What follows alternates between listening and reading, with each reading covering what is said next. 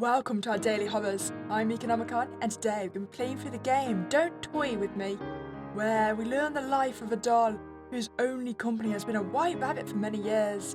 But now, the owner has decided to bring around a new doll. Light spills through the tiny windows of the dollhouse, catching the flecks of dust in the air. Though it's early in the morning, the inhabitants have been awake for a little while now. It's to be expected that toys wouldn't have quite the same grasp on time as you do. Whisker, you've hardly touched your tea. Her least of all, she's an antique. You could at least pretend to drink it since I went to the trouble of making it. The stuffed rabbit sits at the table, a frown on its embroidered face. It turns its head away from the cup in defiance. Jeez, you're so moody lately. I know it's not terribly fun to be stuck alone here with me. But you're not doing yourself any favours by being difficult. Don't you think we should be making the best of it? I really wish you'd let me cut your mouth so you could try to hold a conversation. Oh, did we just traumatize it? Well, we did just recommend ripping its mouth open. The rabbit scurries across the wooden floor and down the stairs. Dahlia sighs. It was only a suggestion. I'm not going to force you. I suppose that another cup down the drain then. Dahlia gathers up the teacup and saucer from the floor and takes down to the kitchen. Though Whisker has been in the house for a while with her now, he has always been terribly skittish. The kitchen holds the rest of the tea set, always ready for a hypothetical tea party, and that thus far hasn't come to fruition. The rabbit wasn't about to sit at the table with her. Thinking back on it, she has trouble recalling who it was that used to sit there with her. You're listening right now, aren't you? I'm fairly certain I can hear you out there. We should be silent. She waits in the quiet of the house. Somewhere, distantly, the sound of Whisker's muted footsteps detail his route up to the attic. She waits, and she waits. Her posture holds stiffly, but the energy begins to leave her expression. I see. I don't know what I was expecting. I'll go mad in here all alone, you know. But you'll just keep on ignoring me, won't you? I'm doing my best. You make my life so needlessly difficult. She sighs and, after adjusting her long hair into place, she turns to leave the room. There's no need to interfere with her days too much. You already have something planned for later anyway. You leave the dollhouse alone for now.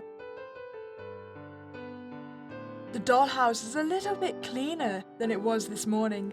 Dahlia has spent some time dusting and picking up. She prefers her home spotless, or at least she used to. Now it seems she settles for clean enough, and she never bothers with the attic anymore. She idly straightens the decorations atop her wardrobe in her room. A heavy thump quickly undoes this. What? She turns, looking around in surprise. Hesitantly, she peers out of her bedroom door and down the stairs.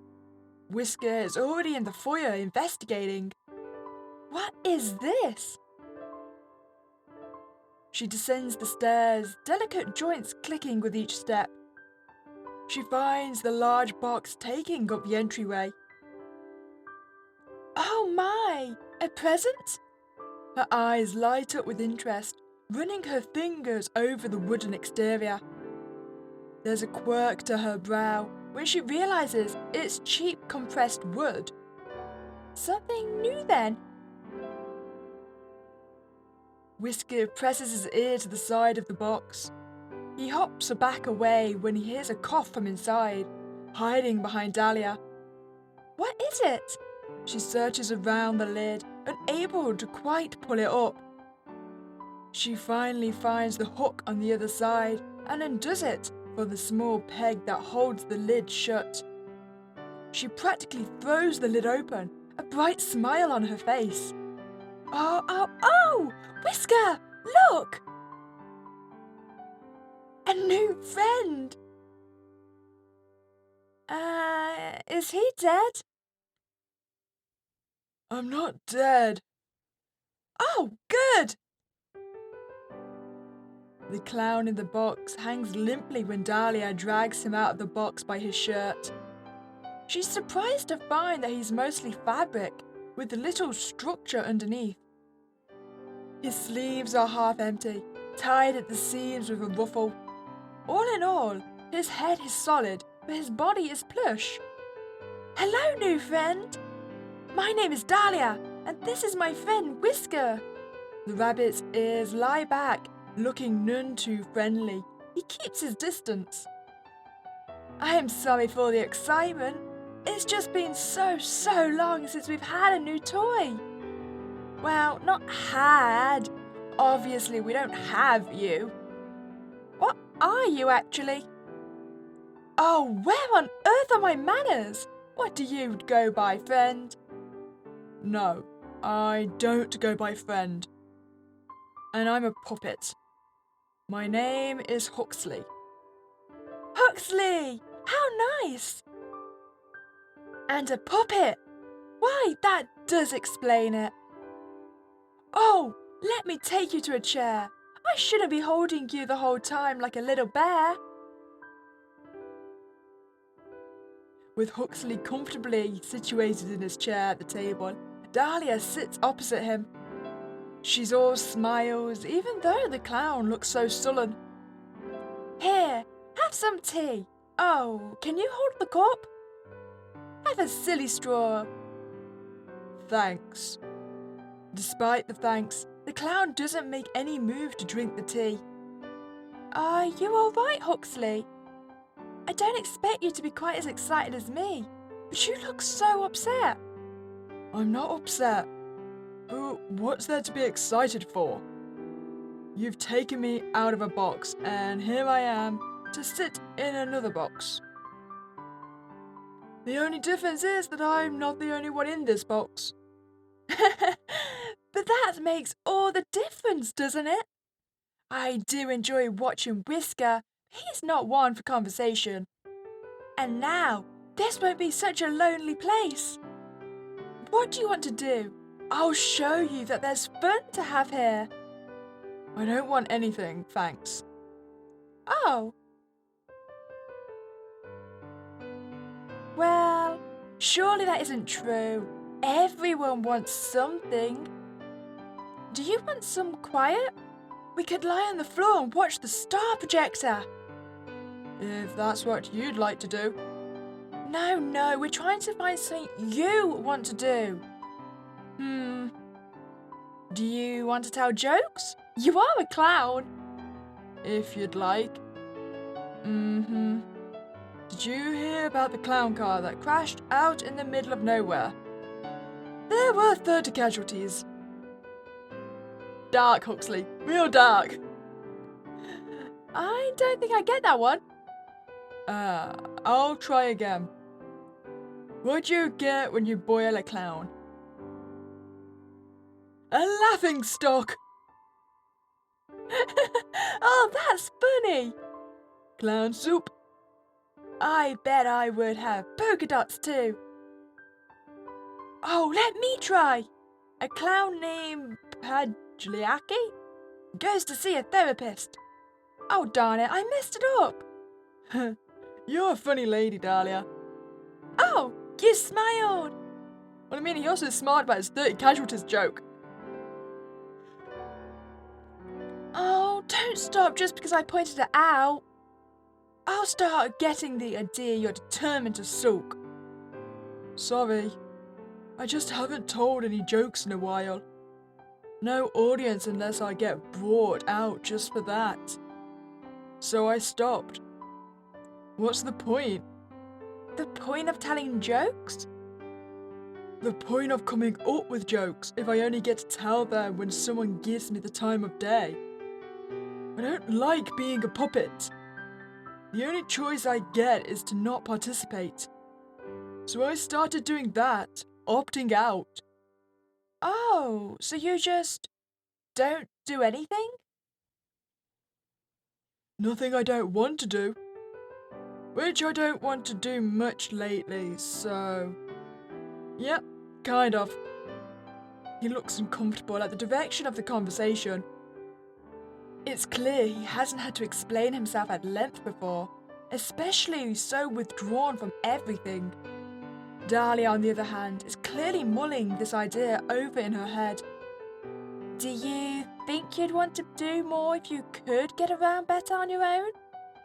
Since then, you could go where you like and not have to wait for someone to bring you there. That would make things easier for me. No offense, but I don't think I want you stitching anything to me, if that's what you're thinking. Huh? Why? Are you just assuming I'll be bad at it? I choose to keep my answer to myself. That wasn't what I was thinking about anyway. Wait here, just for a moment. Oh, try not to go anywhere. Dahlia leaves the kitchen, hurrying off back to the foyer. She stands near the box Huxley arrived in and looks up, her gaze aimless as though she isn't quite sure where to look. Hello up there. I imagine you're still watching, yes? Thank you for sending me a new friend. I know I've asked for a lot, but I'm afraid I need to ask for something else. I'm sorry for asking so soon after receiving this gift, but it isn't for me, so I hope that might make up for it. So, do you think, perhaps, you could give me something to help Huxley move? Perhaps wheels or a wooden skeleton? Ah, my only option is to help. I see. You suppose there couldn't be any harm in it? If the puppet is really so broken that it can't even keep her company, it doesn't do much good, does it? It will have to be a modification so simple that even the toys can figure out how. You have an idea. Surely, with only a single item to work with, she'll understand what needs to be done. You place your gift in the box Huxley had arrived in. Dahlia looks on in surprise as she sees a large spring in the box. Oh! Yes, this is perfect! Thank you so much! She eagerly plucks her prize from the container, needing both hands to carry it. It's as long as her legs, at the very least.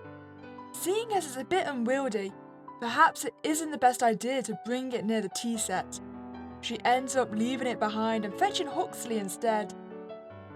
It takes the pair a few minutes to figure out the logistics of the attachment, but in the end, it is sewn securely to the opening of Huxley's body. He takes a moment to get used to balancing on the spring. Ah, this certainly is different. I think I'm getting the hang of it though. The stairs will take some practice. That's what the railing is for, at least until you get better at jumping. Perhaps soon, you'll be able to leap from the landing to the upper doorway in one go. She laughs at the idea, but he seems to be very seriously considering it. Perhaps so. Everything else is upstairs, right? What about the back room? More stairs, unfortunately. There's the doorway to the attic. And what's up there? More stairs. The ceiling, silly. And some old odds and ends. Some things just don't really have a place in the house. But they still have to go somewhere. Perhaps we could eventually convert it into a bedroom for you. Your cruelty knows no bounds, Lady Dahlia. Making a man able to jump and putting him in a room with a low ceiling. Ah, I didn't mean... I know, I'm only teasing you. For someone who kept wanting me to lighten up, you sure aren't good at recognizing a joke.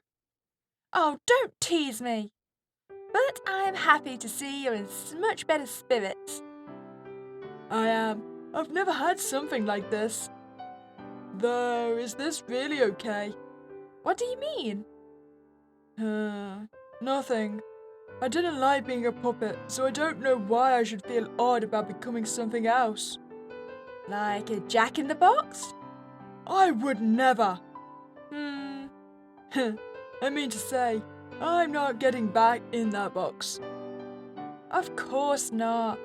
But you will have to sleep somewhere. And I suppose the box can stay here in the foyer. We could make it into a table or use it as a chest. I just don't want to have to carry it up to the attic. Whatever you want to do with it, it's not mine. But yeah, I guess this makes me a jack out of the box. Which I'd also never do. Dahlia tilts her head in confusion once more.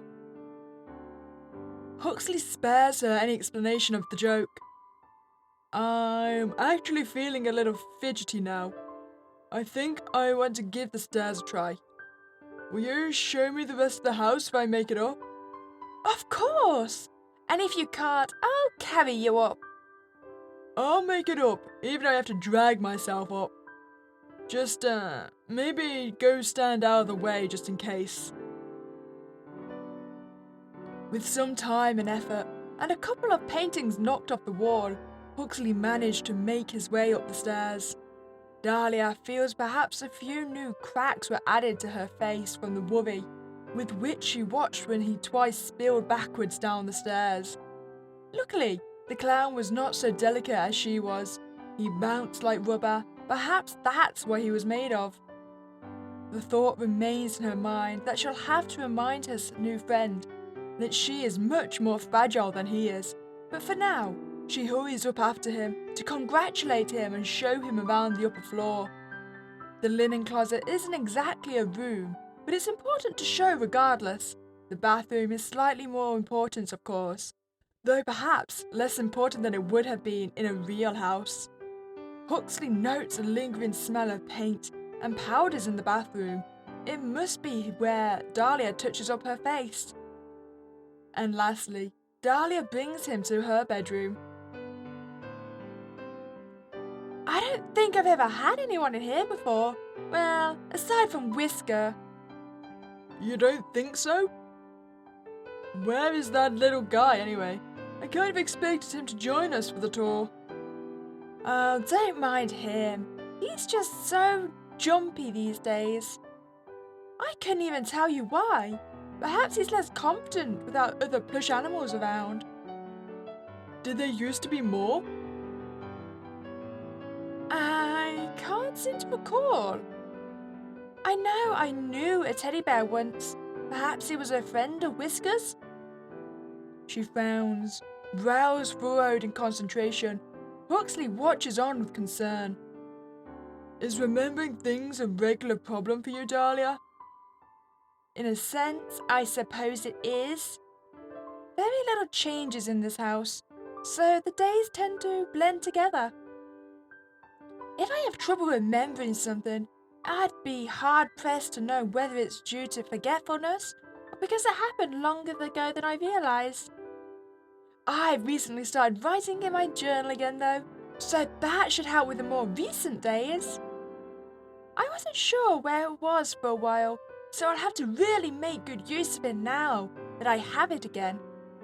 Yeah, sounds like a plan. And if I get curious, I could always read up on what I missed before I got here. Absolutely not! I keep it locked, so you couldn't, even if you wanted to. Just another joke, Dahlia. I wouldn't read your diary. You'd better not. We are 100% gonna read her diary, right? It's gonna happen. Now, what was I going to show you in here? Oh, I wanted to show you here in my wardrobe. I keep my dresses here, but it's full of many games as well. You can feel free to help yourself to any of them if you find yourself looking for something to play. I have my bookcase in here as well. I have all the classics. Pride and Prejudice, A Little Princess, Hans Christian Andersen's Fairy Tales collection. Quite the collection, Dahlia. Are you teasing me again? No, they're just very you. Except that one. The complete short stories of Edgar Allan Poe. A little bit of a gothic at heart, are you? I did say I love the classics. What about you, Mr. Know-It-All? You're making yourself sound rather well-read. I've just heard my share of bedtime stories in my day. And the others I've heard a little of in my housework form. I have to say, it hasn't made me the most bookish kind of guy.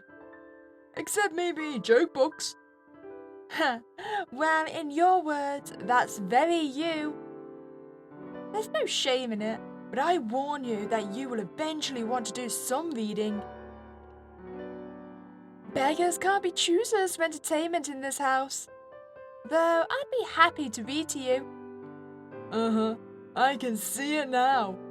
I'll let you know if I have any trouble falling asleep here. Then maybe I could use it. It's refreshing to see Dahlia looking so lively again after so much time spent by herself in the dollhouse. She's had her problems in the past, getting along with other toys, but the clown seems to be a good choice. Entertaining as a jester should be, but not so energetic that he would impose upon her lifestyle. She considers herself to be an elegant lady after all, and some wild fool would certainly find themselves met with friction when it came to living with her. Hopefully, they continue to get along. In the following days, they seem to adjust well enough. They play their games and have their tea together, and even Whisker seems to be more at ease with Huxley there. It's a point of concern in some ways. Hopefully the rabbit doesn't come to be too affectionate with the clown. But for now, it's happy days within the dollhouse. You find yourself watching them regularly. Today, they've gathered in the attic to improve Huxley's sleeping area. I'm sorry we don't have a better place to keep a lot of these things. Though I'm happy the bed is finally seeing some use. It's not too bad. The spiders have been keeping me company at night. Spiders? Well, probably just little mites. I have wondered about some of the things you keep up here, though. Don't just change the subject after mentioning spiders. Are there really spiders up here? No, I was only joking, Dahlia. Ah. You'd better be. Horrible creatures. Now, what were you wondering about? Well, I noticed some of these things seem out of place here.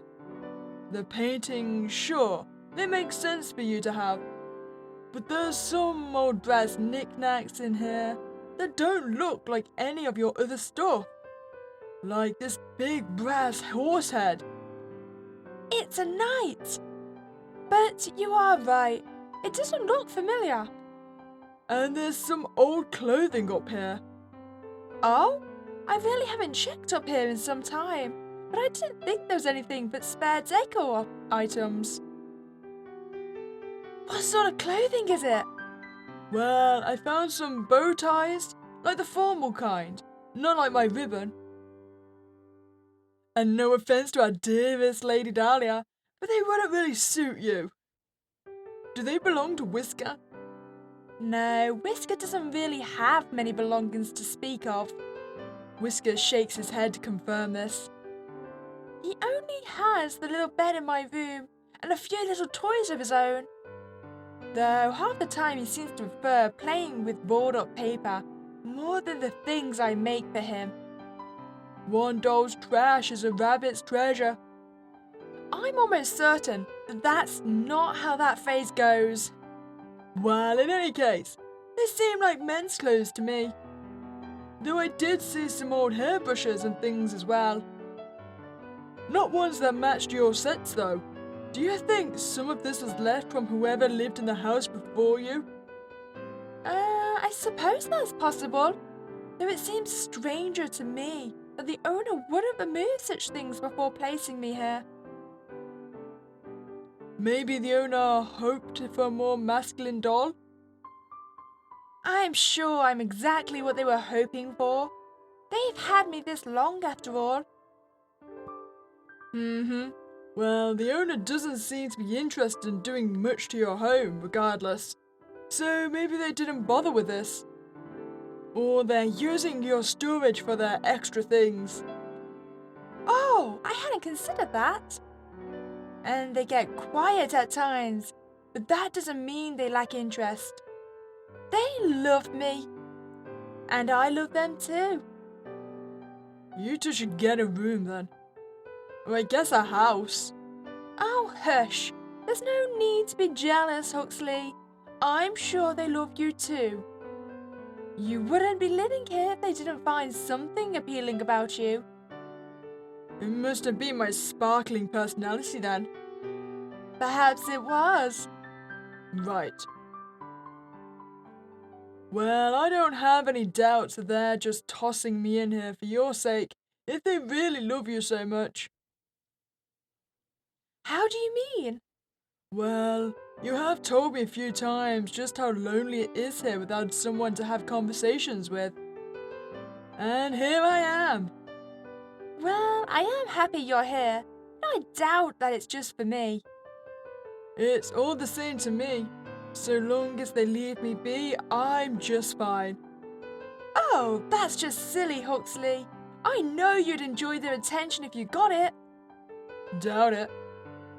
Such a sourpuss. I suppose we'll find out the next time they do decide to check in on us regardless. I'll be holding my breath until then. The conversation comes to a stop as the pair go back to cleaning, but it leaves you with some thinking to do. It has been a little time since you initially purchased the clown, so you've had a little time to get to know more about him. More so than you could have known taking him off the shelf. At this point, Huxley is... I want to see just what Dahlia's going to do if Huxley becomes our favourite. Huxley is winning you over. It would be a lie to say that the clown wasn't growing on you. Though at first, you did only bring him to the dollhouse in order to provide Dahlia with some company. He's a funny little guy in his own right, even if not always through his jokes. You'll have to start thinking of some ways to make him feel more welcome in the house, now that you know Dahlia will be able to get along with him. Things are finally peaceful in the dollhouse for some time after. You check on the toys from time to time, a little more frequently than you would when it was only Dahlia and Whisker in the house. It's more active than it has been in some time, so there's more to see going on. You decide you'll be adding some new things for them from time to time to keep up this level of activity. Try that piece at the bottom right there. Whisker leans forward against the table and moves one of the pieces of the jigsaw puzzle. His little paw nudges it carefully down to fit within its place. Oh, okay. That's part of the red costume. That's why the colour was so different. Oh, what are you two up to in here? Hey, Dahlia. Whisker was just helping me with this puzzle. I tried by myself, but you know me. Butterfingers. Huxley says this as he extends one of his digitaless stump arms before lowering it again. Oh, yeah, I see. I really enjoy puzzles too. You should have told me. I would have been happy to help. You were beating, so I didn't want to bother you about it. Plus, I think Whisker likes puzzles. The rabbit perks up at this, confirming the statement. Dahlia's demeanour changed at this. Something about this is bothering her. Whisker never wanted to do puzzles with me. He never wants to sit on my lap like that either. Actually, where did you get this? I don't remember seeing this puzzle before. You haven't? I found it in the foyer today. I assumed you'd left it out. I don't leave my things lying around. It must be new. How odd. The owner always brings new gifts to my attention. Huh, I guess it was for me then. I don't think it's much your style anyway. Dahlia moves a little closer to the table to look at the illustration on the puzzles box. It features a group of circus performers putting on a show in front of the drabby dressed audience. Their costumes are bright and colourful against the muted background. The only full character in the puzzle they've put together so far is the mustachioed clown in the striped tights. Yeah, I suppose it would have been for you then. Something wrong, Dahlia? You can still put it together with us. Not wrong exactly. But was this the only thing in the foyer? Yeah, I didn't see anything else out of place. Well, you two enjoy your puzzle then, I suppose. I have other things to do. Oh, she is so not happy with us being the favourite. Why do I get the feeling she's going to murder this clown? What's up with her, Whisker? You think she's mad at me? I hate guessing games like this. I guess I'll just ask her about it later. Dahlia makes her way up to the attic and knocks on the ceiling of the house. Are you up there?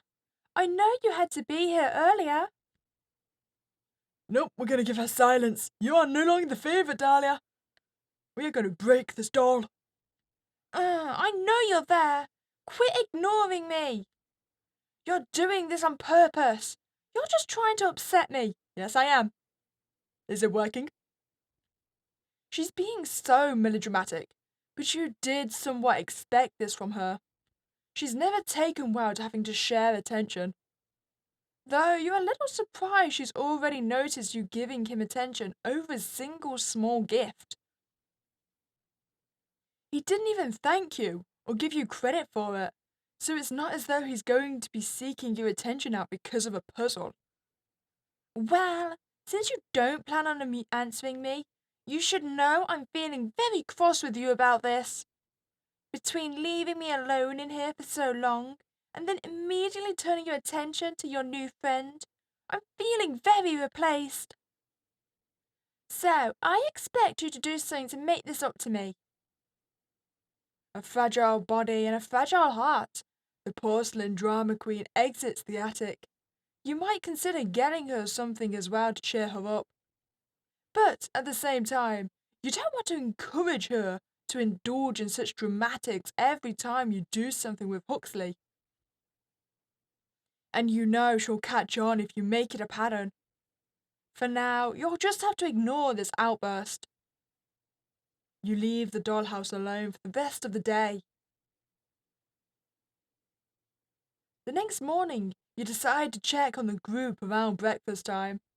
Luckily, it looks like everyone is relaxed again as they are all spending time together. Okay, so is it quiche? Quiche, Huxley. K-ish. Are you paying attention? You look ready to fall asleep. I never get up this early. My head feels empty and my body feels boneless. You don't have bones. And I'm not sure if your head is empty or not, actually. Do you have glass eyes like me? Wait, you're distracting me. I'm trying to give instructions. Sorry, Lady Dahlia. Please continue. Well, I was going to have you dice the vegetables for the quiche. But I'd rather not have you holding the knife while you're so tired. Why don't you mix up the eggs for me instead? I'll measure out the other ingredients for you to mix in, and you'll just have to man the mixer. Aye, aye, chef. Easy for me. I'm a klutz with a knife anyway. Aha, right. Butterfingers. Did she just take that seriously? The group gets to work on their complex breakfast dish. Dahlia works efficiently as she dices up the various vegetables into little cubes that will suit the size of the dish. She occasionally moves to check on Huxley's progress, and he seems to have things handled. Whisker hangs onto the clown's back, watching the mixture churning in the bowl and occasionally moving the lever switch when Huxley asks him to. As you watch, you start to notice how much Dahlia looks over their way, a small frown on her face. Whisker catches her eye at one point and looks away. She turns her gaze down to her cutting board. By the time everything is put together to go into the oven, she's on edge. She excuses herself from the kitchen, asking Huxley to set the timer for her on her way out. She heads to the foyer. Stepping into the foyer, Dahlia spots a handful of items on the box turntable that Huxley arrived in. A couple of coloured balls, some silk handkerchief squares, also colourful, some oversized playing cards. Nothing she'd really be interested in. But there's one particularly ornate item among the group. She approaches and picks it up. Oh, what a cute little cane! I usually prefer parasols, but this is nice. Ah! As she turns the wooden cane over in her hands, she observes the metal handle at the top. It's barely textured, made to be easy to grab even without wrapping fingers all the way around it. The flat top holds a little painted disc, painstakingly etched with a decorative H. Your work is detailed, even when working with such small materials. You are very particular in making this gift. Did she just break it? How rude, Dahlia! The handcrafted cane lies splintered in half on the ground. Whoa! Ah! What was that? Nothing. Didn't I tell you to wait in the kitchen? So I don't have to. And I was worried. You were acting weird. Are those for me? Dahlia kicks the handle end of the broken cane behind her with her heel. Probably. Looks like all of it is for you. Whisker skitters across the foyer to Huxley's side, carrying the cane handle in its paws. His little plush steps went unnoticed by the larger toys in the room. Huxley takes the cane and looks to see what Dahlia was hiding. Jeez, Dahlia, what's your problem? Seriously, what did I even do? It's not you. I'm just upset with the owner right now. I was really angry and I just picked up the cane. I was so mad I just hit it against the box without thinking and it broke. It was an accident. But Bull, you didn't break anything else. You only broke something that was for me. Huxley, are you crying? No. I honestly didn't think it would mean so much to you. It's just a cane. It was made for me. Nobody's ever made something just for me. You have so much. But you want to take away what I've got too? It was an accident. You already admitted you thought about it. That's enough. You're very upset with Dahlia for this, and you can see Huxley is getting pretty worked up. Best to separate them for now, and put Dahlia where you don't have to look at her for a little while. But... You put Dahlia away in her room and lock the door. Huxley, who was already upset by this turn of events, is terrified at seeing your hand enter the dollhouse so suddenly. There isn't much else you can do but leave him alone to calm down. Dahlia pounds on the door of her room. You can hear her voice cracking as she cries to you, threatens you, says whatever she can think of to be absolved of any guilt. She doesn't want to take responsibility for what she did. You decide to leave her in there until you're feeling less upset about what happened. Whenever that happens to be. For now, you decide to focus on making a new gift for Huxley. You hadn't expected him to be so sentimental over it. But knowing now that it's so meaningful to him, you're newly motivated to make something for him that he'll enjoy. If he's willing to accept something like that from you, even with his fear of your physical presence, it's a good first foot in the door to actually bonding with the clown. But what to make? Okay, a portrait, a new bed, or remake the cane. So I feel like a new bed would be the nicest one, because then he's got somewhere comfortable. We're gonna make him a new bed. Right, he's still sleeping on that rickety old metal frame in the attic that's been in there for years. You're sure he could use something more comfortable, and on top of that, you can customize it to be more suitable for him. Perhaps it would look nice with some bright colours and a star relief carving on the headboard. Maybe bed knobs that look like circus sea lions balancing a ball on their nose. The idea is ambitious, but your mind is already racing with ideas. You decide you had better get to work right away. Over the next couple of days, you leave the dollhouse alone to work diligently on the bed for Huxley. You imagine he would like some time without you looming over the house after what happened before. However, you know that before you can present him with his bed, you'll have to try to get things back to normal within the house. It's time to check on Dahlia. You find her lying on her bed, completely despondent. She's fully dressed, though you can't be sure whether that means she's been getting up every day to get ready, or just hasn't changed into her pajamas since you put her in here. You unlock the door with a click. She's immediately alert. You're back! I thought maybe you were going to leave me in here forever. I'm sorry for acting out before. I shouldn't have destroyed something that you made. Well, this is a surprise. But you doubt she'll learn much from this, even if she's trying to make up with you now. You should consider my feelings too, though. It's not about the gift specifically. You know that, don't you? Oh boy. You aren't sure what to do in response to this. She looks ready to burst into tears, and you're still pretty cross with her. It doesn't negate your suspicion that she's only trying to get your sympathy, so you'll forgive her for acting out. She looks up and around the room expectantly. When nothing happens, she slowly sinks. I see. You don't want to talk about it right now. That's fine. It's fine. I should go let Huxley and Whisker know I'm out again.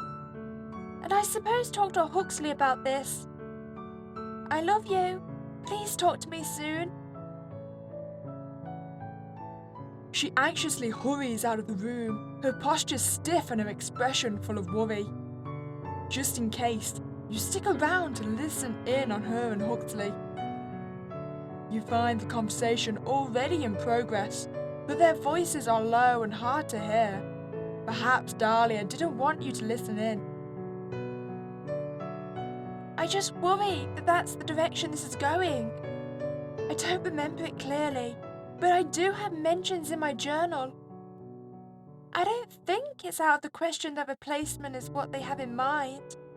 Well, I don't know them very well, so I couldn't say that, but when I got here, you tried very hard to tell me how much you trusted them on stuff. Plus, don't you think that's kind of an overreaction to a few gifts for me? This house is already full of stuff for you, so it's just common sense that more things would be added for me to balance it out. You just don't get it. My bond with them is special, so I can tell when they're pulling away. Dahlia, are you a Yandere? Are you a Yandere? She seems overly obsessed and attached to me. Oh dear, this is going to end badly for you, Huxley. You're going to die. So I can tell when they're pulling away. Well, so what then? So what? Yeah, I mean they put me in here for you, didn't they? It's not like you'd be alone even if they did decide to focus their attention on me. That's not the same. Oh? I'm not trying to say I don't like you, Huxley. I like you a lot. You're my friend. But the owner, that's something else entirely different. My friendship with you makes me happy, but you don't give my life purpose. Nobody can do that for you, Dahlia. I know you think you've made just for them, but here's the thing. You have no purpose. Nobody does. Nobody can give you one. That's the awful truth. You have to get by in life by your own will. Or just spin your wheels like I was when I just gave up. It's your own choice. There's no pressure to live for someone else, but there's no drive outside of your own wants. And that's difficult, but it is what it is. But that can't possibly be right. And how would you know anyway? You spent your whole life just moping around, hating what you are. Just because you lack any purpose doesn't mean I do. I should have known better than to confide in you. You don't get it because you've never been anyone's favourite. Well, I'm Whisker's favourite. For the second time in just a few minutes, Dahlia storms out of the room. Though this time, it's clear she's angrier than she is upset. But at the very least, Huxley stood his ground this time. Dahlia looks like she's going to go sulk over tea in the kitchen, so you feel safe in leaving them alone while you get back to work. As long as she isn't at his throat, she can be mad all she likes. Oh, wow! Today you finished your bed for Huxley. Rather than draw attention to it, you left it in the foyer for him to find. You're excited to see his reaction. Wait, why did we leave it in the foyer? This thing is going to be massive. How is he going to get it upstairs? He is literally a man on his spring. He approaches the bed, reaching out to touch the headboard, as though to check if it was real. You feel a sense of pride in the little piece of furniture being carved out of real wood. It's not some cheap plastic diorama piece from the craft store. Clearly, he notices just how much work is put into it.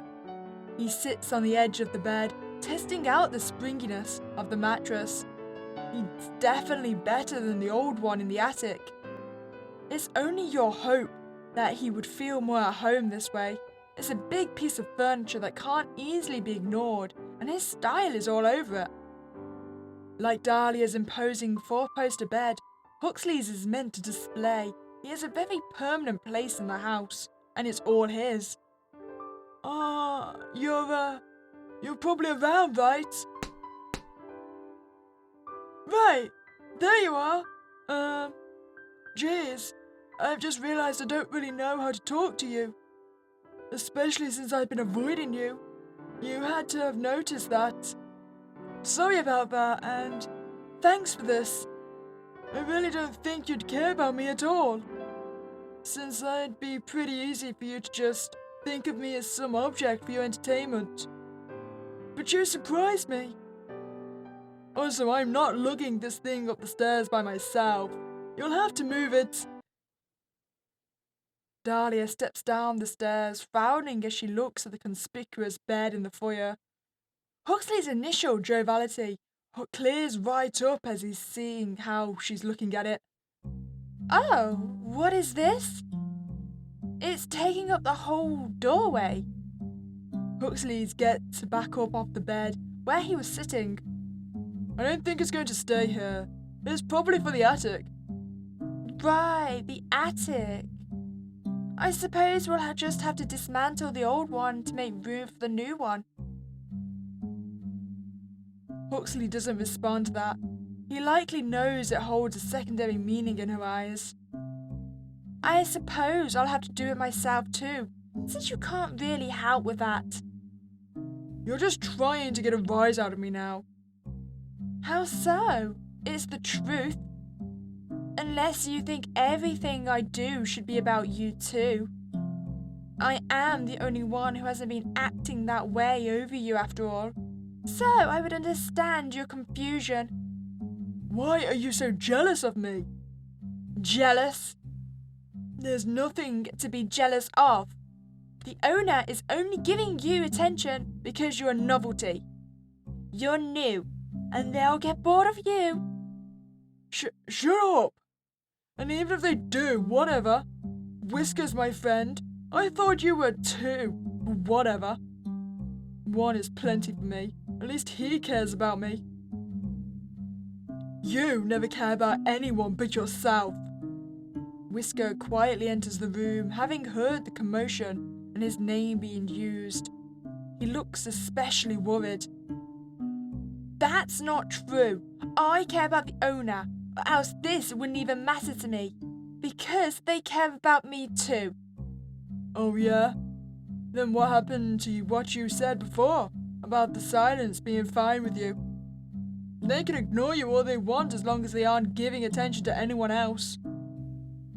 You're not sure at all about whether they care about you.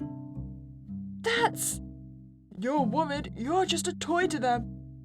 Because you put all your worth into getting their approval. And you made yourself miserable, Dahlia. So stop coming up with ways to blame me for that. Neither of us control what they do. Neither of us know for sure how they feel. Neither of us can guarantee we're more than just possessions for them. So it's pointless. If you don't want to be my friend, just leave me alone. You sit in silence for a moment. Is that really how he feels about you? Even after you went out of your way to make him feel welcome? He's right about Dahlia's insecurity, but maybe he's the same. Maybe he just can't trust you. You don't like it, but it's hard to completely disregard his point of view. You aren't in the same position at all, and he knows it. Surely he realizes how long you've dealt with Dahlia, and her dramatics though. If you threw out toys every time they were difficult with you, you would never have any. Dahlia returns from the kitchen. Huxley. What? What do you want, Dahlia? You really don't understand a thing. You ruined everything. Don't you get it? Oh, she has a knife. I knew that he was going to get murdered. Dahlia? Dahlia holds a kitchen knife in her hand. I was wrong. I can admit that wanting friends was wrong. It should have just been us. Even Whisker doesn't need to be here. Whisker is quick to flee. He bumps into the box, knocking the lid open. He uses it for cover. You're acting nuts! If you want to bed so badly, just take it. It just won't have anything. It's better than whatever this is. I don't want the stupid bed. I just want things to be like they were. Dahlia, please. You're scaring me. You begin to reach in for Dahlia, but she lunges before you can come even close. You're doing it on purpose. Going on and on about how much it doesn't matter to you, about how you aren't even trying. It just comes so easy to you, doesn't it? While I worry and try to actually care about what happens, you just mope until everything gets handed to you. I'm not. Please, I'll just go. I'll ask them to take me out of here. That's not good enough. I need to know that you won't come back. Dahlia! Oh, we are really stabbing this boy. He's deceased. Oh, actually, would he really be deceased? I mean, if she just ripped him to shreds. We already know he's fairly hollow. Oh no. With the knife swinging, there isn't much you can do but wait. I mean, couldn't we grab her from the back? I mean, it's only going like slightly up and down. He stopped moving early into the attack. She even tore out his spring and tossed it across the room. Not that he had been able to use it to get away. Why do I get a feeling this is what happened to whoever owned the clothes in the attic? He's barely recognizable as the puppet you chose by the time she stands up over him. His rubber head was split right in the middle, and now lays splayed on the ground like an open butterfly wings. It's like half his face is a mask, each displaying a different emotion, howled in his final moments. His lining is shredded, his stuffing tossed every which way. He's beyond salvaging. Whisker, you weren't always so bad. I'm sorry about this. Wait, did we just kill Whisker as well? Well, that wasn't called for. You step away from the dollhouse. How did things go so wrong so quickly? You need to find something to put Dahlia in. You can't leave her in there, but you don't want to pick her up while she's acting like this. The knife is the size of an X-Acto blade to you, but you don't doubt she'll be able to stick it right through your hand if you gave her the chance. Assuming she didn't go for a vein instead. You find a jar that would be about the right size and grab a large paintbrush to shove her down into it with and return to the dollhouse. You've met with a burning smell and the sight of smoke exiting the windows. Wow, that escalated quickly. You find Dahlia sitting in the attic. In the brief time you're away, she has set the room ablaze. You can smell some sort of accelerant. It makes you wonder if she put some thought into this before, about what she would do. It occurs to you to attempt to scoop her into the jar, but fire is already creeping up the sides of her dress, onto her hair. So do I want to save her or do I want to leave her? I kind of want to leave her as the consequence of her actions. Huxley was right in a way. She's in a hell of her own making. And never has it been so clear as now, when you see her being taken by the flames. Cracks form in the heat of her clothes, and her hair burns away. You look away. You start to think there was never a possibility of either of you being happy in this arrangement. It's both a punishment and a mercy to let her burn. You leave to grab a pitcher of water for the fire. To scale, it's small and fairly contained. The only damage is to the dollhouse. Still, you move your paint thinners and repair supplies off of your table and spritz it down the surface with water to catch any stray embers. And you wait. You don't put out the fire until you're sure she's been reduced to nothing more than porcelain debris. You take some responsibility for this situation. After all, it was your dollhouse. You were in charge of it. But things were clearly beyond redemption. You're not sure when you'll be up to it, but you'll just have to start over fresh. A new home, maybe new toys. And you'll be sure your control is known to be undefiable, so this never happens again. Ending 2B, the Dollmaker, the Monstermaker. Wait, 2B? Do you think 2A is going to be me saving her then? I wonder how many endings there are. One sec, okay, we're going to jump back and we're going to see what it is that happens if we save her. Okay, we're back. Now let's see. Let's save her. The dollhouse is definitely ruined. Huxley and Whisker are beyond saving. Horrible as she has been, she's the only thing left. You reach into the dollhouse with your tools and scoop the burning doll into the jar. It's lucky for her that you chose a glass container, or you wouldn't have even had the option. You hurry her into the bathroom, the lid held over the jar to try and keep the smoke from escaping. It's not quite enough to smother the fire. You finally bring her to the sink and turn on the faucet, drenching her and filling the container with water.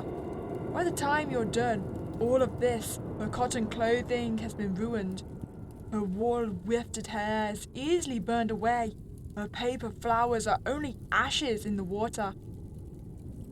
She's naked and charred and unrecognizable, but she's alive.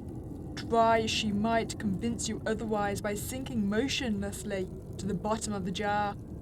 You'll have to remake her. The damage is extensive, but she's a monster of your making.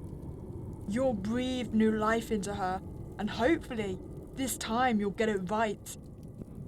Ending 2A, the Princess Ashputtie. Okay, well, we've got the 2 endings from the Dark branch, so now we're gonna be nice to Dahlia. So we'll respond to her. Tap tap. The sound of large fingers gently tapping nails on the outside of the house answers her question. She smiles softly. There you are. Maybe you could join me? I'm not sure how you could fit in here with me, but I would welcome you anyway. Perhaps you could let me outside?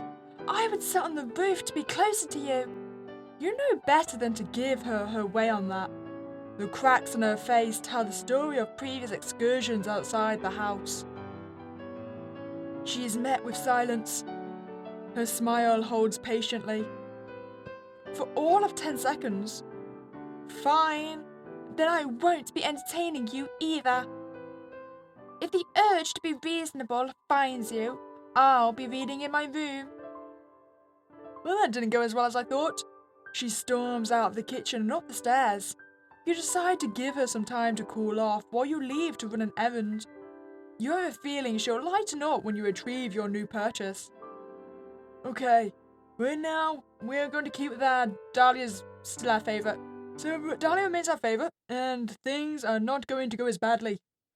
You still feel Huxley is better suited as something of a distraction for Dahlia. Flawed little thing that she is, you wouldn't have kept her this long if you didn't have some attachment to her. Especially with how poorly she gets along with other toys. She's quite lucky that even though she's so much trouble, you have quite the sentimental view of her.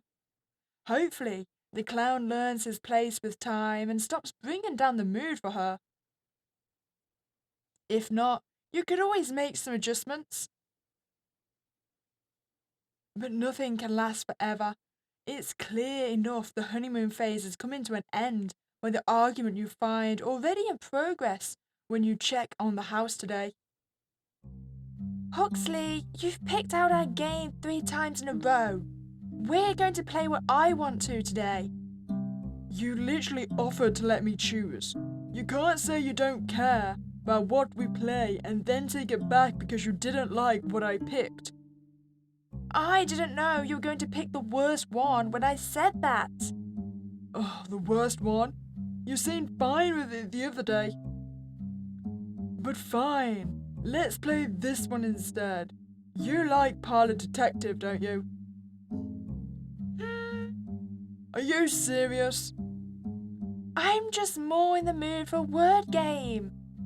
So you had a specific game in mind? I didn't realise which one I wanted until now. It's not as though I planned to argue with you. Could have fooled me. You're so sour, Huxley. I'll get the game set up while you're over there sulking. You'll feel better once we start playing. Hey, Whisker, what do you make of this? The rabbit looks up from its place on the little pet bed on the floor. He seems uneasy at being addressed in the middle of their tiff. Whisker doesn't even talk, Huxley. I know you're playing some joke. Whisker, do you think Dahlia already started the game without me? I'm still setting it up. Because I'm starting to think we're playing charades, or ESP tester, or maybe just mind games. I don't think expecting you to take me at my word requires you to be psychic.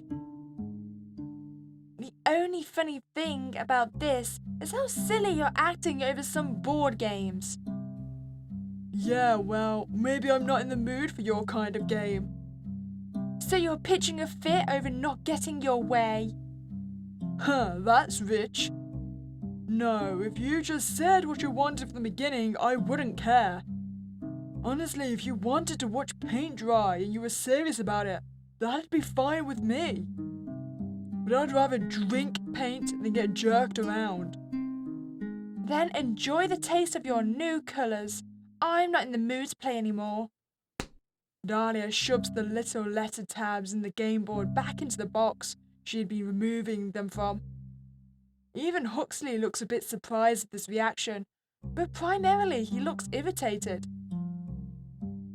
It's odd to see him so worked up, though he has been more lively since Dahlia helped him get back on his feet. It's rare to see him feel so strongly about anything.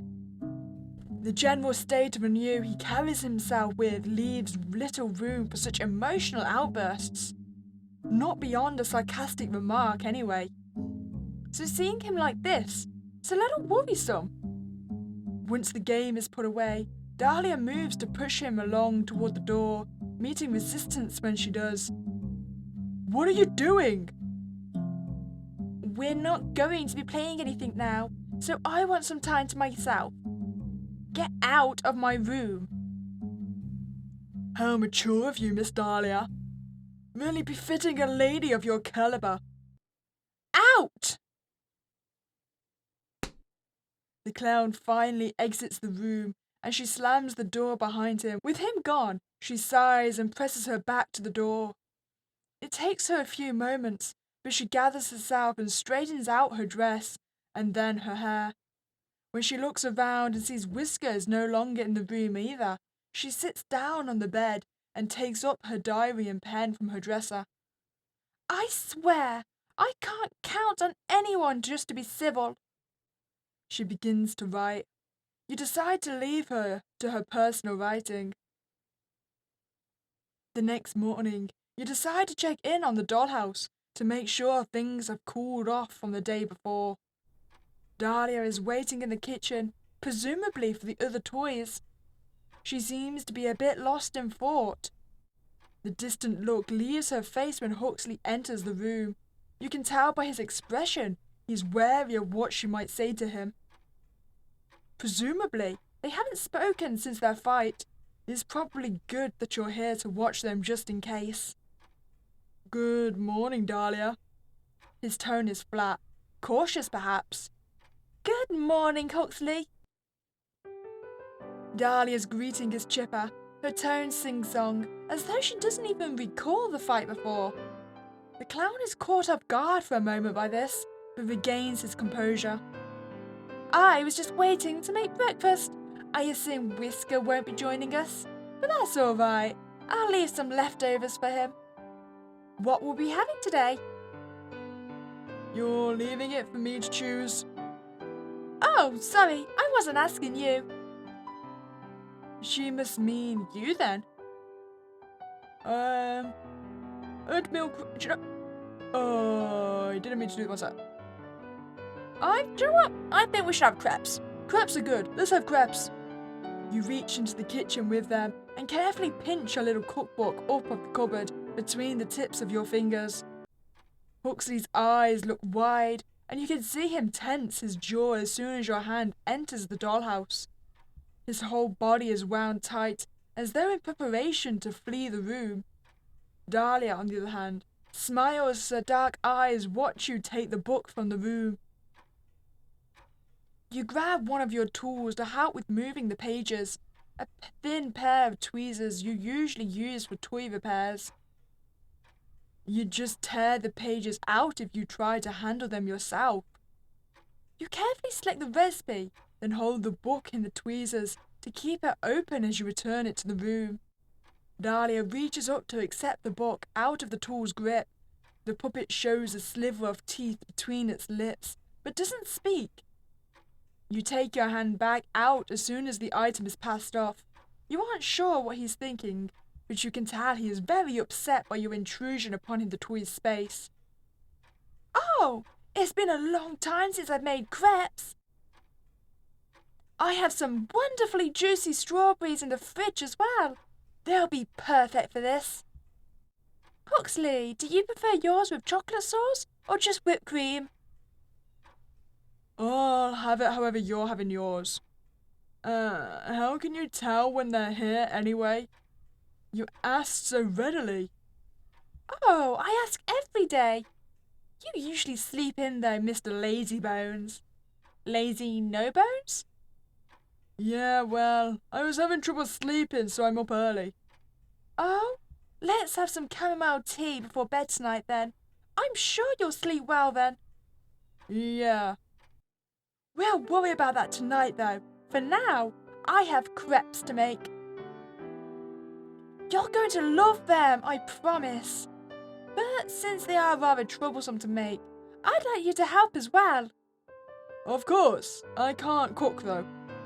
I'll be doing all the cooking. I just want you to slice the strawberries for me. And do be careful with a knife. You watch as Dahlia starts to prepare her whipped cream and crepe batter. She periodically stops to correct Huxley on his cutting technique. Each time he seems a little more discouraged, but he doesn't remark on it. That's probably for the best. You watch until Dahlia starts putting together the crepes, lovingly rolled into little cone shapes and filled with cream and fruit. At some point, she recut some of Huxley's strawberry slices into hearts to top them with. Things seem peaceful again, so you leave them to their culinary work.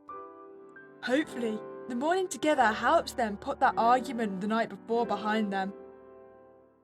Your hopes that the toys wouldn't need much supervision to keep getting along turn out to be a little too optimistic. You find yourself regularly checking in on them when you hear arguments breaking out in the dollhouse.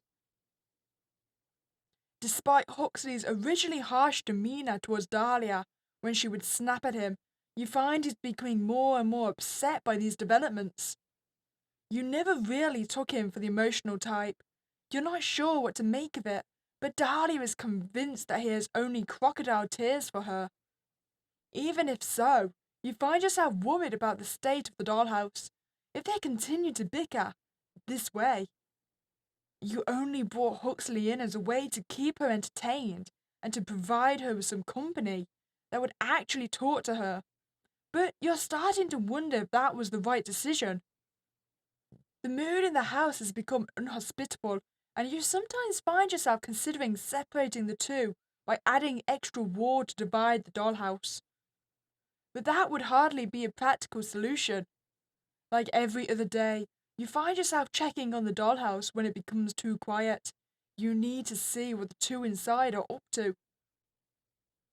You see Dahlia is currently having some tea in the kitchen by herself. She seems fairly content, but you did hear another fight earlier. You check the attic for Huxley next, expecting to find him moping by himself after another rough day. But he's not there. What is he doing in there? You watch in silence. Whisker rests on the pet bed in the room, and his head turns to look at the clown as he crosses the room. Huxley brings an arm up to his own face and mimes a shushing noise, a little difficult to do without fingers, but the rabbit seems to understand. He lays his head back down, and Huxley continues to cross the room. He lingers at the bookshelf, bending down to examine the spine of each entry there. He checks the board games as well. Not finding what he's looking for, he heads to the dresser next. His eyes wander over the basket of flowers and the colour of the small desk items Dahlia keeps there. A little notepad with a list of chores and repairs to be made sits on top. He leafs through it, but drops it back in place once he sees how mundane its contents are. His lips tightened in discomfort. He slowly opens the first drawer of the dresser. He's absolutely looking for a diary, right? I knew at some point we'd get to read it. He shuts it much more quickly than he opened it. At least you can be sure he wasn't looking for the contents of that one. He opens the next one, and this time reaches inside. Dahlia's diary. He closes the drawer and leaves the room, heading right back up to the attic with his findings. Whisker gives a worried frown from his position on the pet bed. This is a bad idea. The lock on the diary is a minor obstacle. He simply uses a small knife from the kitchen to cut it as close to where it attaches at the book as possible. It can just be glued back into place. Huxley opens the book and sets it out on one of the dusty boxes so that he can more easily read it and turn the pages. His touch is careful, aware of how suspicious it would be for any of the diary's pages to be ripped. Though he notices right away Some of the older ones are missing. You originally had taken those out for Dahlia, but now you're glad you did it for an entirely different reason. You never thought about other toys snooping. XX19XX, Dear Diary. I can't seem to find my old journal, so we'll be starting fresh. But it is a lovely day for such fresh starts. Rose finished another painting today for the foyer. The results are beautiful. She's such a talent with paint. I wish that I could make anything half as lovely. I can at least say I provide something in return, since I'm working on a new dress for her. I do hope she likes it. Dear Diary, I've asked for some flowers to put up some arrangements around the house. Since Rose paints so many flowers, I'm sure she would like some for her still life as well. I'm not sure why I'm bothering though with how difficult she's been lately. It seems like she disagrees with me just for the sake of it, even on the littlest thing. I'm not going to say anything to her about it, but I wish that she would stop regardless. Dear Diary, honestly, I think she's jealous of me. It's the only thing I can think of. Rose used to be so sweet, but now it's like walking on glass to be around her. Or is it eggshells? Either way, she needs to stop picking fights with me. Our owner is only excited by her because she's something new. Our owner is only excited by her because she's something new enough to still be a novelty. If she thinks that means she's better than me, her wooden head is as empty as it sounds when the wind blows through the house. Ooh! A crude drawing of a doll's head with the wind blowing in one ear and out the other adorns the next page. A couple after that are removed. Dear Diary, I'm terribly lonely here. I think the owner sent Rose away due to my complaints. I haven't seen her in days. They won't answer me as to her whereabouts. Or has it been weeks? I'm not sure anymore. I suppose I can't have been days since I'm having difficulty remembering exactly when we last spoke, even picturing her face. I wish she had left behind some self-portraits. I miss her dearly. Huxley frowns and skips ahead past many pages of mundane daily goings-on around the empty house. They range from cheerfully recounting of craft projects to desperate letters to no one expounding on her loneliness. Dear Diary, a new home with new faces. I was able to bring a few things with me, but it feels quite frightening all the same. Luckily, Lucille has been a very gracious host. She shares everything with me, with an eagerness that tells me she has been as lonely as I have in these past years. Though I don't enjoy sleeping in the attic, it's rather eerie up here. I feel terribly out of place. Maybe if I wish hard enough, I'll return to the home I know. Huxley eyes the old bed frame that now holds his own bed. He had to just assume Dahlia had always lived here and it was her home. Dear Diary, Lucille is not what I thought she was. She's so cruel when she wants to be. Today we sat on the roof together to see the stars. She pushed me. The owner doesn't believe me. They replaced the arm that was damaged, but my face can't quite be restored. My eye. I feel so broken beyond that though. Perhaps I'm just very unlucky, but nothing ever quite works out in my favour. If I can convince the owner of what Lucille did, perhaps they'll actually do something. But until then, I think I'll just be avoiding her, lest I say something that would further prevent any sort of peaceful resolution. Dear Diary, she deserved it. They wouldn't have done that if she didn't. And the puppet stares at the pages, chewing his lip and looking deep in thought. He leaps through the next quiet stage of Dahlia's life until he finds another name.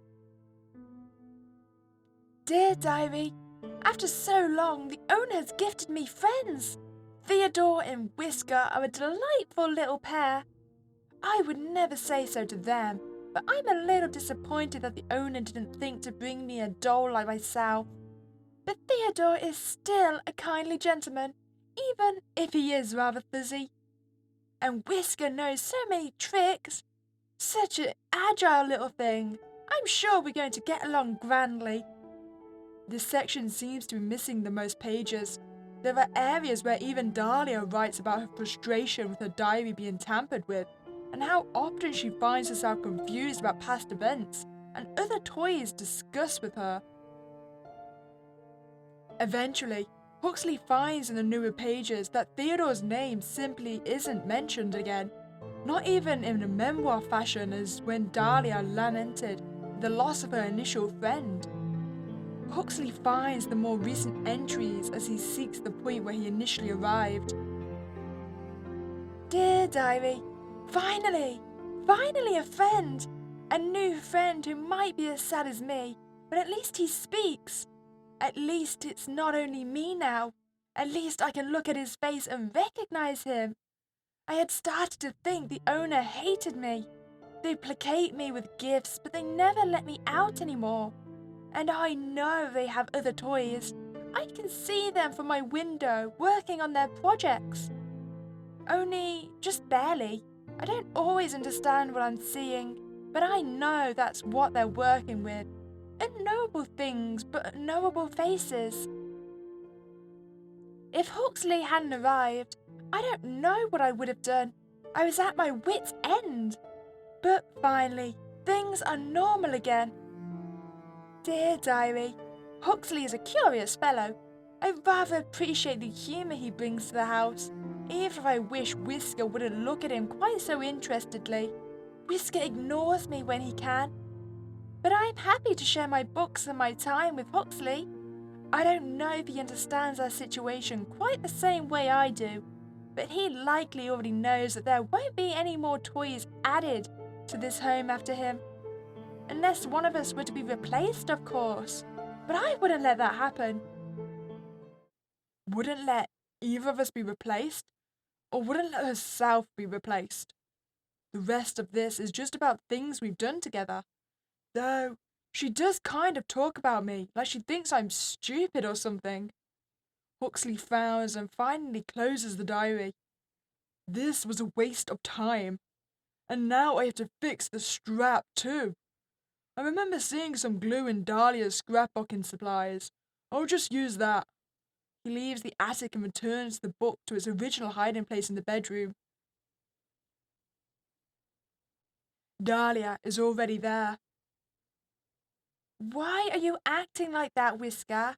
You funny little bunny. You've never tried to play with my things before. Now, give me my hairbrush back. Come. Huh? Huxley tries haphazardly to hide the book behind his loose sleeves. Oh, hey, Dahlia. Hello, Huxley. Did you need something? No, I was just really quiet up in the attic. Oh, isn't it always, though?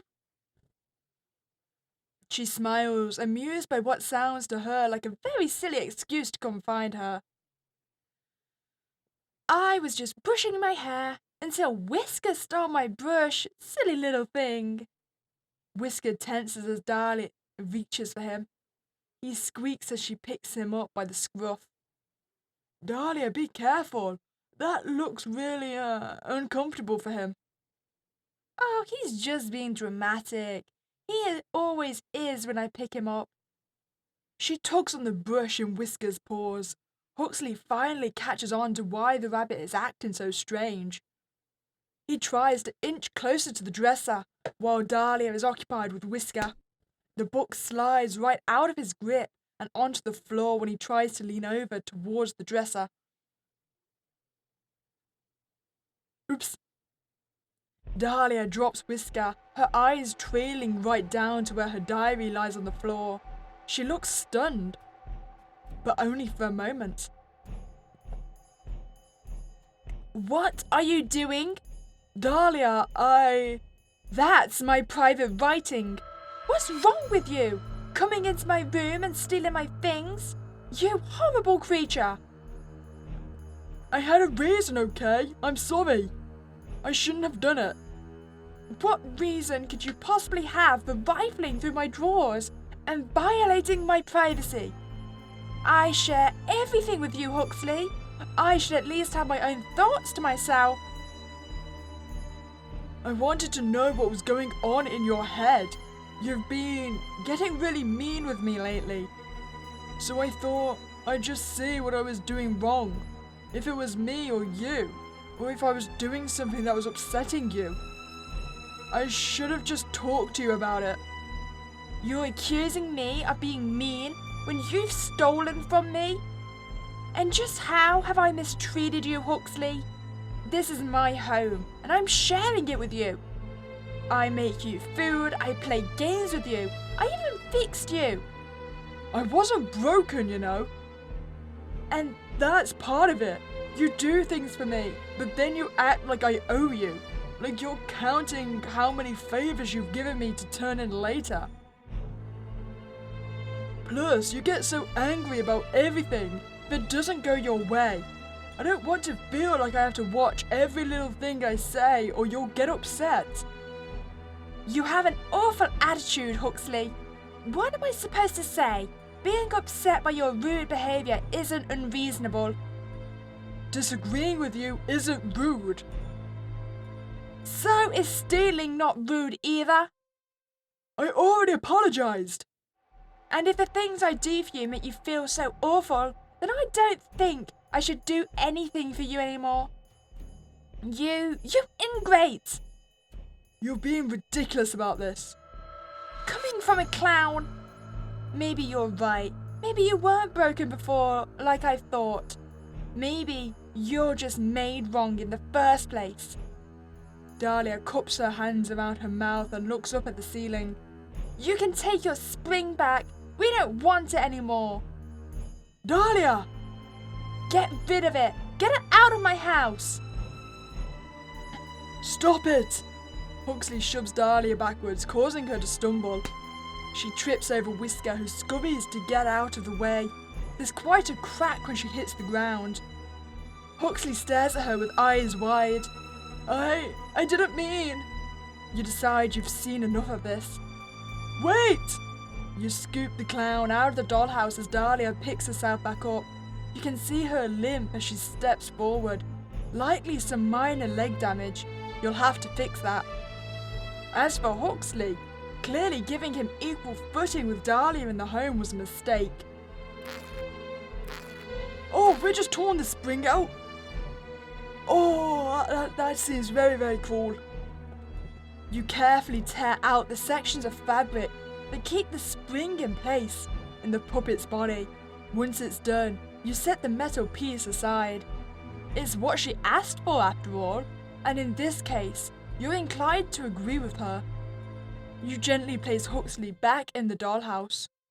His breathing is heavy, and his body trembles as he lies on the floor, unwilling to get back up just yet. He's so sensitive about any sort of contact with you. Pitiful, really. Dahlia brushes off her dress and frowns down at him on the ground. He looks back at her with glossy eyes. Dahlia! Huxley's expression betrays the level of hurt he's feeling, even beyond the physical change. This is clearly an incredibly deep betrayal in his eyes. What? You got by without it before?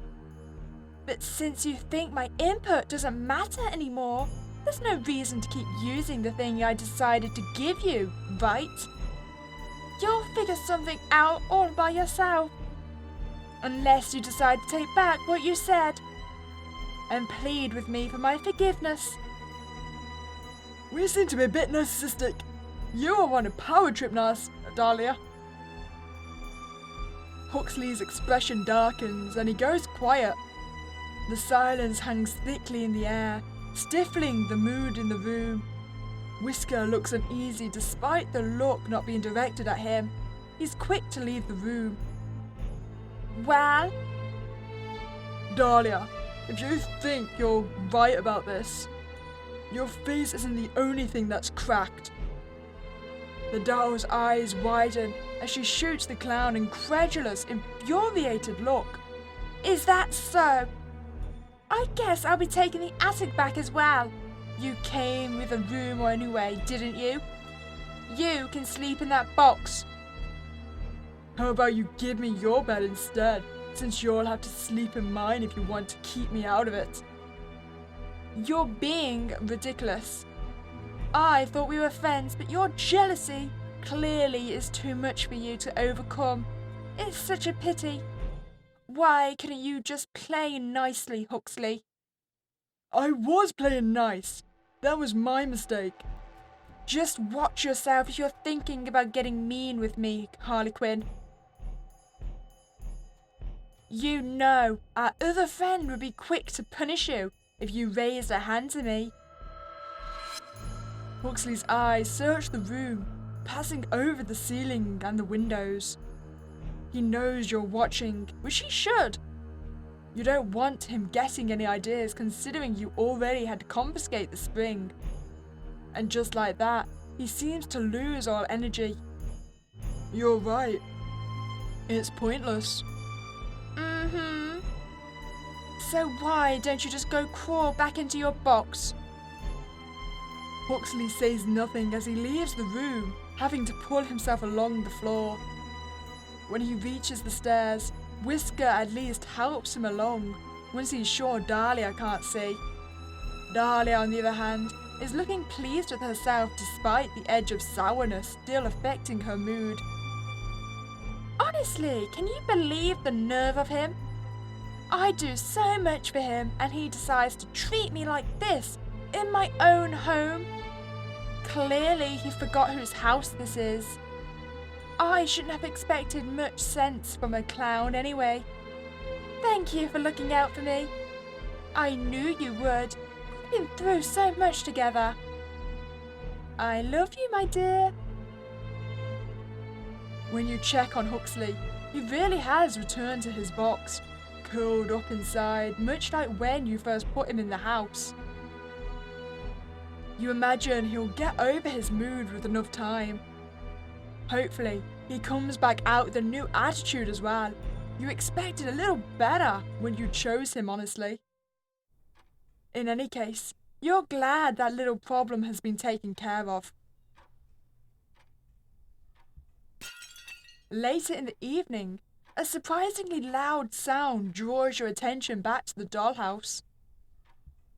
You check the foyer first. The large mirror near the attic door remains intact. Huxley doesn't seem to be in the box anymore. He must have snuck back up to the attic to sleep. He doesn't seem to be present here either. And it appears the picture frame in his room also wasn't the source of the noise, as it's still in one piece. You already saw into the kitchen from the entryway, and it was completely dark. So that leaves... You decide to check Dahlia's room. Though it's unlikely, she does have decorative windows it would be possible to break, as well as various glass knickknacks. It looks like she's awake as well, as you see a dark shape on her bed. Closer to the bed, you realise that there's something lying on the floor. The brass nightpiece? You're putting off the inevitable. You finally move the curtains of Dahlia's bed to look in on her. Wait! Oh, the clown! The clown killed Dahlia! I mean, it was kind of justified, let's face it.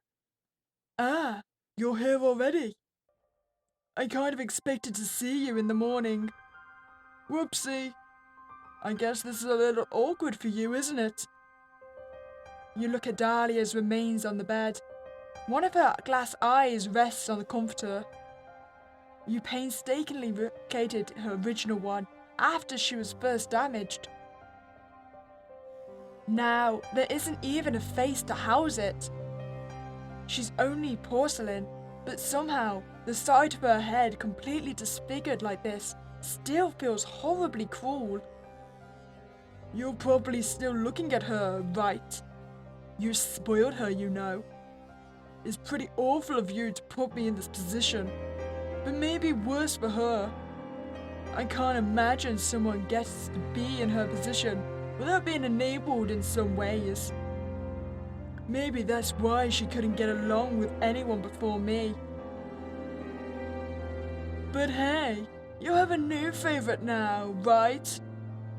Even if you hate me, I'm the only one now. Or do you only like pretty little dolls? Oh, I didn't do anything to Whisker. I haven't seen him since I got the chess piece from the attic. What do you care anyway? If you liked him, you wouldn't have left Dahlia treat him like a pet. It doesn't matter now. I hope he got out. You're probably going to break me now anyway, right? Better he doesn't have to see that, or see her. Do we want to keep or break him? Do you know what? You know what, Huxley? I like your moxie. Let's keep him. It is well and truly tempting to pick the puppet up and pop his little sculpted head right off his shoulders. But what would be the point of it? You'd have nothing left, just an empty dollhouse. You're not sure how you managed to lose control of the situation so quickly. You were only away for a little while. You shouldn't have to watch the house for every second of every day and night to avoid these kinds of disasters. You could never stop it when it happened with Dahlia. Of course you couldn't stop it when it happened to her either. In the end, maybe it is on you for not maintaining a better balance in the household. You can't be sure. You leave the dollhouse alone for now. You may come back to check on Huxley and to start the arduous task of attempting to build a connection with him. It shouldn't be impossible, even if he is the difficult type. Dahlia was the difficult type too. It took a lot of work to get her to do as you wanted and involved a lot of compromising. Maybe too much compromising. If you hope to ever introduce new toys to the dollhouse again, you'll have to hope you've learned from your mistakes with her. The clown caught you off guard this time, but you'll soon be in control once more. Ending 1B, your new favourite! I'm not gonna lie, Huxley has always been my favourite. He was my favourite from the start. We can stand Huxley, okay? So, this is my favourite ending. Okay, now, let's just go and kill Huxley.